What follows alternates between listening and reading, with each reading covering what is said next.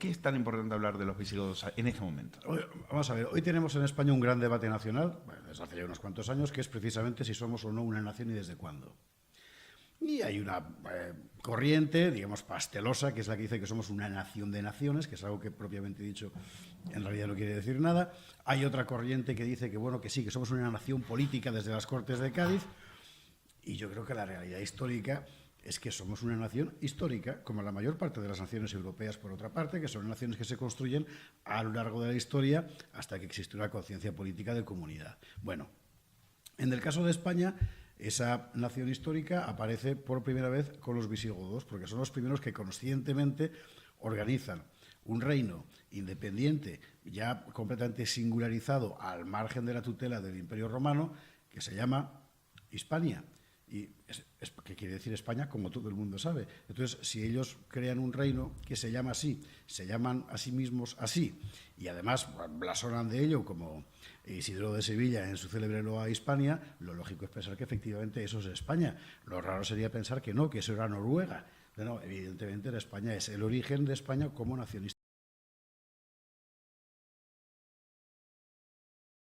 Lo que marca la historiografía oficial. Es decir, explícanos un poco eso. ¿Qué significa el feudalismo acaba con el reino visigodo? Vamos a ver, hay que partir de la base de que los pueblos germánicos no tenían un concepto público de la corona, sino un concepto personal. Es decir, el que es rey no es rey de un país, sino que el país es suyo.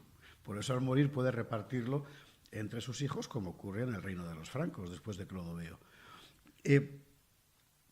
Por tanto, no existe una noción, digamos, de Estado, valga el término, asociada a esta corona. Los visigodos intentan construir ese poder público. Es decir, la posesión política del rey es, digamos, independiente de la persona del rey y pasa a otro que le hereden esas condiciones y el rey no tiene derecho a repartir sus dominios entre sus herederos. Esto es importantísimo porque para la época, en el mundo político germánico, es una revolución política. Nadie lo había hecho así.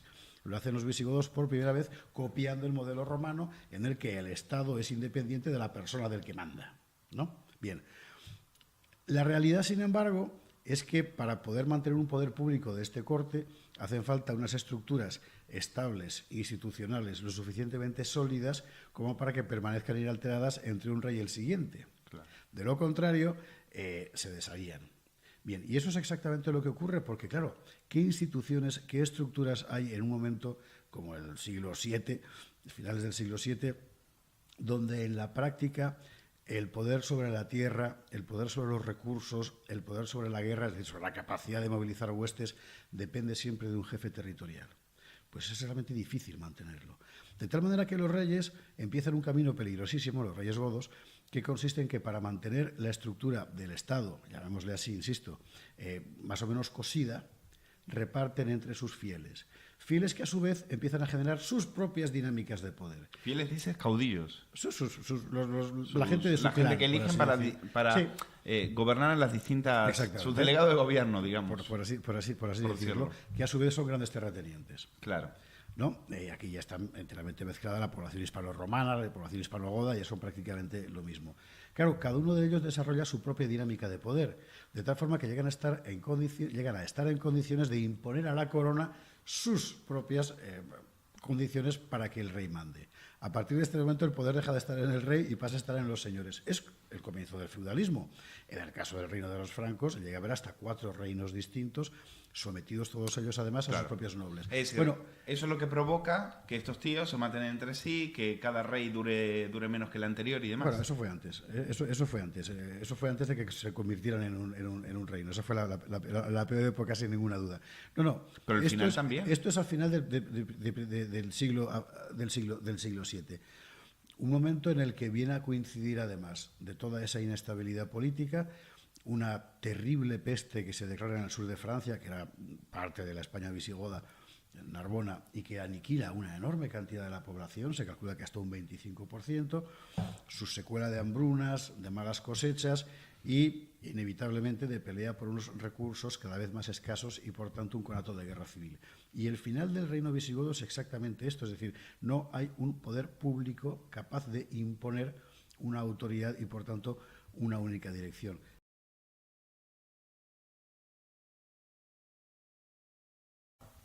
conversión por convicción religiosa o es una conversión también porque es la única manera de apaciguar, de traer la paz a todo el reino? Y sobre todo de construir un Estado único. Antes del siglo IV se convierten al cristianismo fundamentalmente cuando están todavía en los Balcanes para entrar dentro del mundo romano.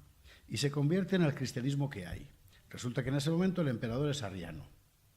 Arriano quiere decir que, por decirlo en dos palabras, crees que Dios es Dios y que Jesús es hijo de Dios, pero no es Dios. Es, por así decir, un hombre adoptado por Dios, para entenderlos. Es un poco elemental, pero más o menos así. Bien. Se convierte en ese cristianismo porque es el que hay. Lo que ellos quieren es ser romanos también. No es una cuestión de fe, es una cuestión política. A partir del momento en el que ellos entran dentro del Imperio Romano y empiezan a ostentar una posición de cierto privilegio porque se les reconocen tierras, ellos siguen siendo arrianos porque es precisamente la forma de marcar sus privilegios frente a los que no lo son. De tal forma que mantienen y nunca son proselitistas, evidentemente. No tratan de que haya más arrianos porque significaría meter más gente en los privilegios que tú posees. No evangelizan. Claro. Porque eso sería su ruina. Cuando llegan a España, ellos llegan como élite de poder que se impone sobre un territorio en descomposición donde la mayoría es católica romana. Bueno. Y están muy interesados en seguir siendo arrianos, no tienen ningún problema. Pero cuando se plantea la necesidad de construir un solo Estado, es decir, un solo poder público, es un problema tremendo que haya dos comunidades diferentes, por tanto, con dos legislaciones diferentes, con dos estructuras sociales distintas, es muy complicado. Entonces hay que unificarlo. Y Leo Vigildo intenta primero unificarlo por la vía del arrianismo, que todos se hagan arrianos, y no le sale. Y después convoca un concilio para tratar de hacer una especie de pasarela teológica, de tal forma que, bueno, ni tú, ni para ti, ni para mí, pero lo juntamos todo un poco y tal. O sea, Dios es Dios, el Padre es Dios, el Hijo es Dios, pero el Espíritu Santo no. Y aquello tampoco cuela, y cuando muere Leovigildo recaeró finalmente de lo que hay, es decir, no hay más opción que la unificación en torno al catolicismo romano. ¿Por qué? Porque es la religión de la gran mayoría de la población y sobre todo es la religión de los grandes terratenientes hispanorromanos. Claro. Hay que tener en cuenta una cosa. Cuando el reino visigodo había estado con capital en Tolosa, en Francia, y cae a manos de los francos, cae porque, entre otras razones, porque los francos cuentan con el apoyo de Roma, porque los francos, a partir de Clovis, de Clodoveo, se habían convertido al catolicismo romano, mientras que los visigodos eran arrianos y se habían quedado solos. Y aquí está Recaredo en una situación en la que puede quedarse solo otra vez. Y tienes enfrente un Bizancio católico cada vez más agresivo, cada vez se va extendiendo, va acumulando poder, y tú te estás quedando solo. Y resulta que la élite de tu país, la gente rica, tiene la religión del enemigo. Y eso es lo que no puede ser. Claro. De tal forma que la unificación religiosa es una cuestión fundamentalmente política y además de una enorme visión política.